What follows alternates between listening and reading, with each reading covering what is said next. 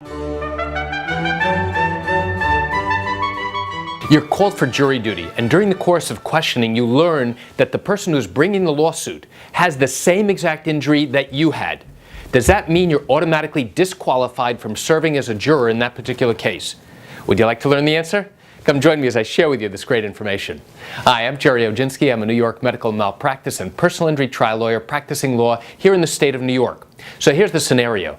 You're called into a room with 25 or 30 other people for the possibility of sitting as a juror in a particular medical malpractice case. And now you learn for the very first time that the person who's bringing the lawsuit suffered a significant injury, and it happens to be the same exact injury that you suffered. Now, the question is, can you still sit as a juror in this particular case? The answer is maybe. And let me tell you why. You see, once we learn that you have a similar injury, what's going to happen is that we're going to ask you some questions. They'll be probing questions. First, we want to know, how did the injury happen?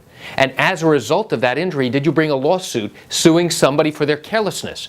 If the answer is no, then we want to know a little bit more about the injury, how it happened, and why you chose not to bring a lawsuit. Maybe there was absolutely no reason or no possible way to do so.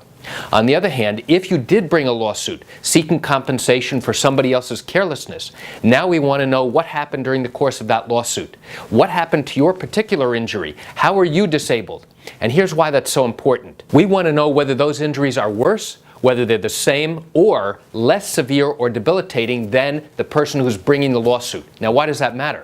It matters because the person who's bringing the lawsuit is claiming they suffered significant permanent injury. If your injuries were much worse, you may at some point turn around and say, wait a second, those injuries that he's claiming are nowhere near as severe as mine were, and he's asking for all this money to compensate him. There's absolutely no way that's going to happen. Now, on the other hand, if your injuries are much less severe than what you're listening to in court, you may turn around and say, you know what? His injuries are so much more significant, I'm going to award him much more than they're even asking for because I wasn't that disabled, but listening to this testimony, I can see that they are so much more disabling. So just because you have a similar injury does not necessarily mean you're not qualified to sit as a juror in this type of case.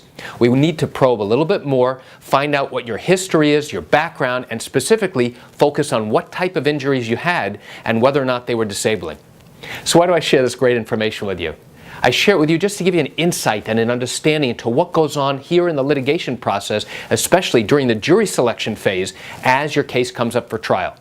You know what, I realize you're watching this because you probably have questions of your own. Well, if your matter happened here in New York and you do have legal questions, you know what I encourage you to do? Pick up the phone and call me. I can answer your legal questions. I do this every single day and I'd love to talk with you. You can reach me at 516-487-8207 or by email at Gerry, Gerry, at Oginski-law.com. That's it for today's quick video. I'm Gerry Oginski. Have a wonderful day.